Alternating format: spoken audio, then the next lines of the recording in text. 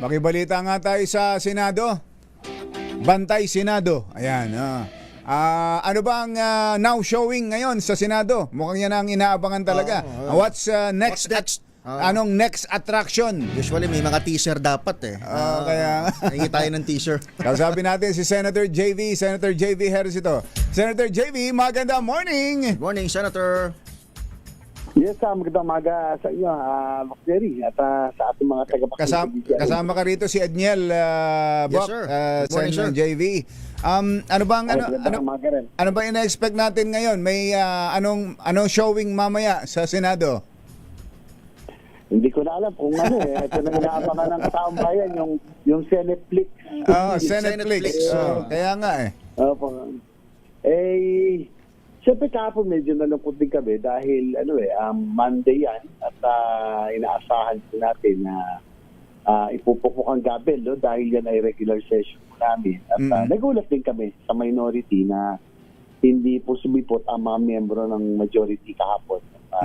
Siyempre may state na naman po ang minority ngayon na hindi na ang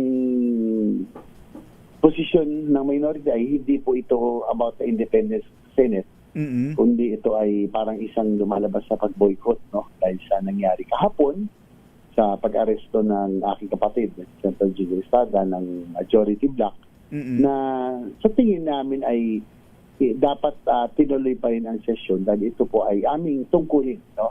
Yan ay ating constitutional po. Pero may pasabi ba sila? May kahit sinong from Senate President Alan Peter Cayetano o kaya sa sino mang nasa majority na ganun ang mangyayari, na walang magiging sesyon? Nalaman na lang ho namin mga 6 o'clock na 5 o'clock kasi dahil dapat may bisita yung Prime Minister ng Vietnam na nag-cancel din. So 3-5 o'clock magsimula ang session, alas 6 na nandun pa rin kami at wala pa rin yung majority.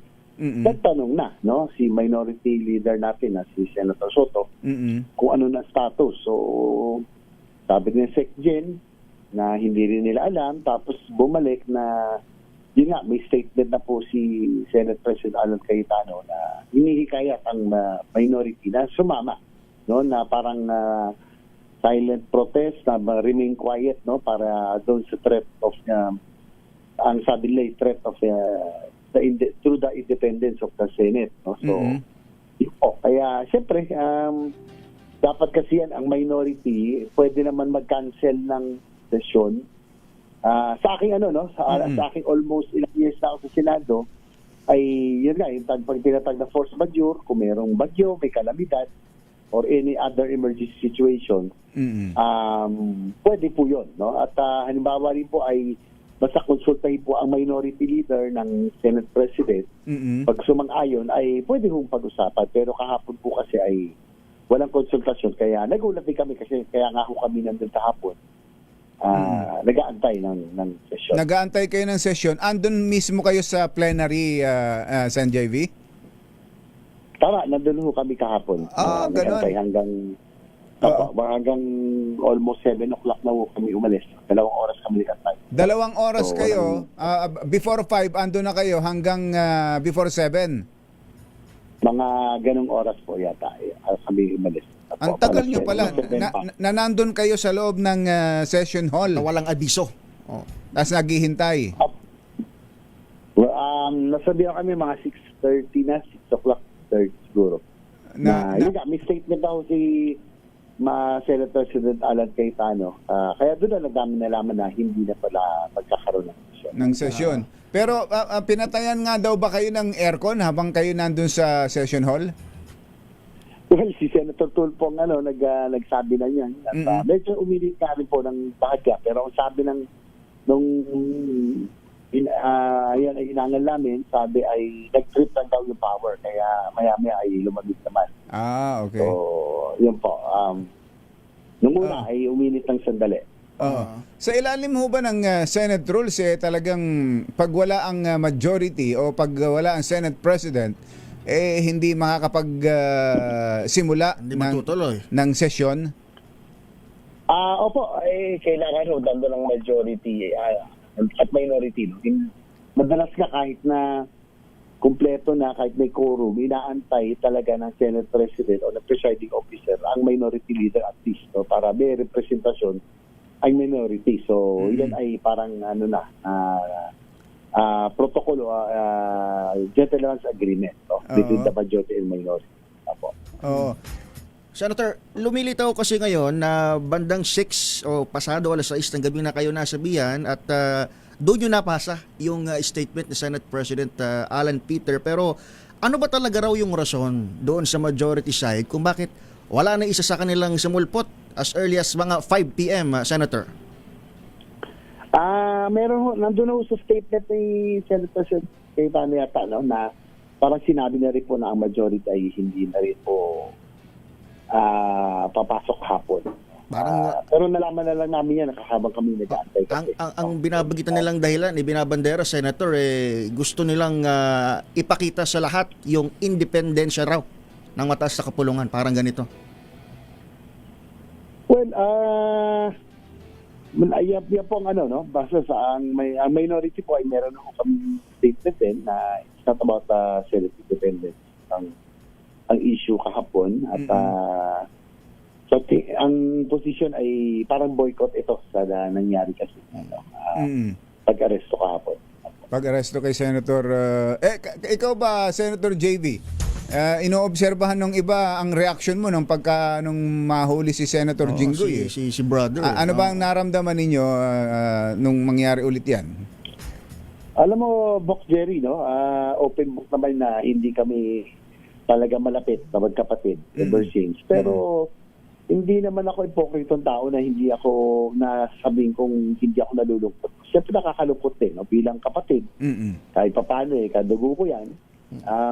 Bilang kasamahan sa Senado. Yeah, no. Sa Senado, naman kami magtrabaho.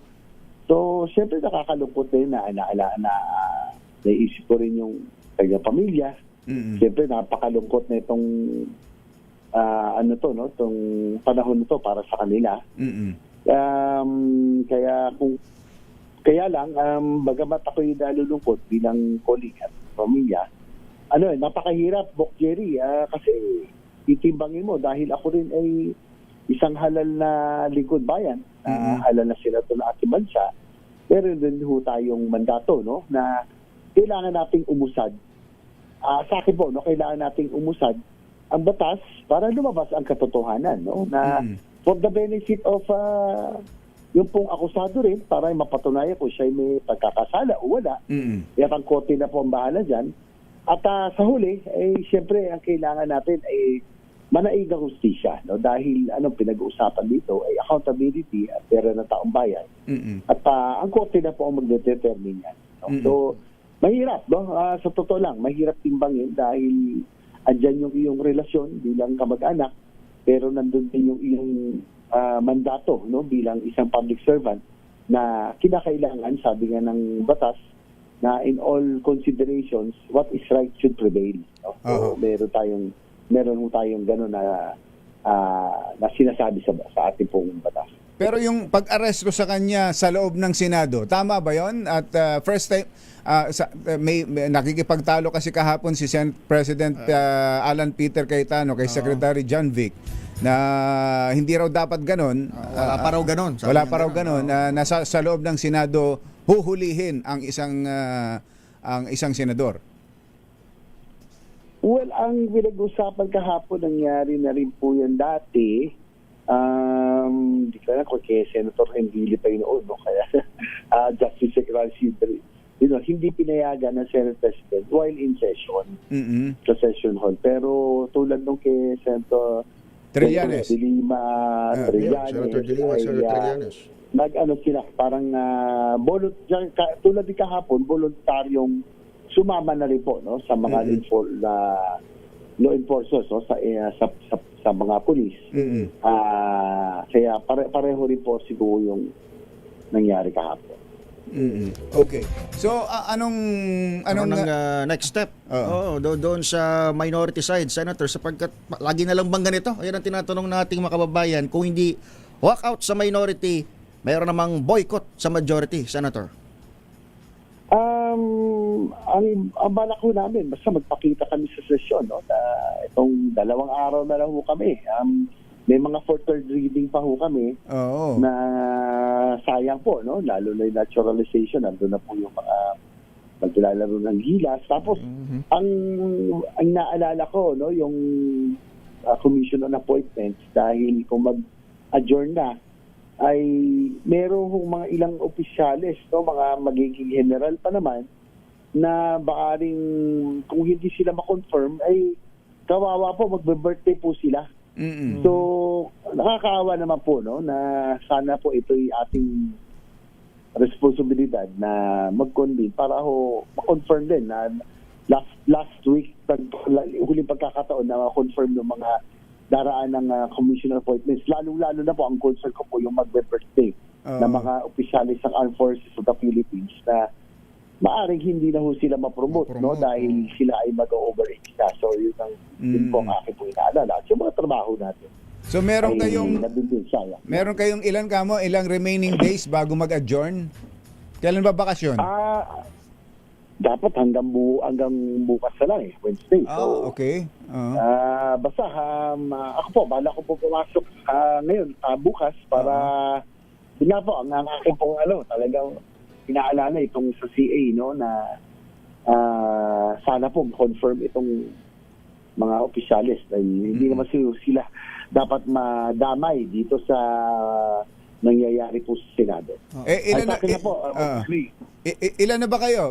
Kaya na bang magpalit ng Senate leadership? Ay, ngayon ba solid pa rin naman ho yung 11. Pero 11, halos naging, pero pantay na halos, no? 11, hindi. Ang to change the leadership in 13. Yan po ay nasa konstitusyon. Pero sa ngayon, on the floor, it's a tie. 11-11 na ho sa ngayon. Kung papasok ko ng kompleto ang lahat. Oo. At ang andun pa rin sa ipinupush na si Senator Win Gatchalian ang ilalagay kung sakasakali. Well, yan po ang yan po ang napupusuan ng minority bloc, no? Alternate. Gano'n naman po yan, no? Pero sa akin na po ay itong sa Senado naman, minority, majority, ang importante trabaho. And more than often than not, lalo na Bokdiel na sa ko dyan. Nagkukross tayo party lines, lalo na kung sa mga importanteng panukala, no? Pero ngayon lang, siyempre ako, I have to be honest, nalulungkot ako sa nangyayari sa Senado bilang institusyon dahil siyempre matagal na rin po ako dyan. Ako'y nasa pangalawang termino. Mahal ko po ang institusyon ng Senado. At yan nga po ang tinitingala at inaasahan ng mga sambayan ng Pilipino bilang last bastion of democracy, no, na talagang yan ang inaasahan na tumindig lagi. So, tama. At siyempre, nalulungkot ako sa totoo lang dahil kahit papano merong damage ang institusyon sa ngayon sa mga recent events na kailangan natin sana pag-isipan lahat na kaming mga senador, paano natin maibalik. Sana pag-isipan natin, majority man o minority, paano natin maibalik ang tiwala ng taong bayan, paano natin maibalik ang dignidad ng Senado. Kaya yung iba, ang inihintay na lang talaga yung magkaroon ng bagong Senate President na hindi masyadong na-involve nitong mga nakakaraan sa kontrobersya. Kaya nga si Senator Win ang nababanggit. Sa tingin ninyo, may chance pa bago mag-adjourn, Senator JV? Ano po? May chance pa ang Senate leadership bago kayo magbakasyon? Hindi natin alam kasi alam mo, sa ganyang kanipis, napakanipis kayo, lalo kayo, tayo na 11-11. Very fluid nangyari na rin po ito ng mga ilang senado nung nakaraan, no, na ganito kanipis, talagang nakakatatlo, 4 na palit sila Senate President sa loob ng 2 taon. Diba? Nangyari na rin po yan dati, so hindi naman po yan bago. Tignan natin. Ako lang po, sana makabalik na tayo. Ako po, pinag-usapan natin ng huling interview, ako nalulungkot dahil yung advokasya natin, halimbawa, universal healthcare na akit pong Kaya nga. baby, sana mas natututukan natin. Although gumaganda na, pero sana ito yung pinag-usapan natin. Yung infrastructure development, na paggaling ka ng Vietnam, Thailand, at iba pa, pag uwi mo ng Pilipinas, para tayo na pag-iwanan, sana ito rin ang ating pinag-usapan para Wala. makahabol tayo. Puro awayan dyan sa Senado ang nangyayaring usapan. Senator JB, makikibalita ulit kami sa iyo. Nabigyan mo kami ng update. At sana Sige nga po, sa lalong salamat, madaling panahon maayos na. Ako naman, sana may ayos natin, maibalik natin tiwala sa institusyon. Both majority and minority, no? Na sabi ko, ay, gusto ko maging independent. Kaya lang, sa ngayon sa nangyayari sa Senado, ay damage sa institution. Ang kailangan natin, maibalik ang tiwala ay yung honor at dignidad ng Senado. Na pinagkakatiwalaan ng tao bayan. Salamat, Senator JB. Thank you, sir. Good morning. Salamat, mabuhay. Senator JB Ercito.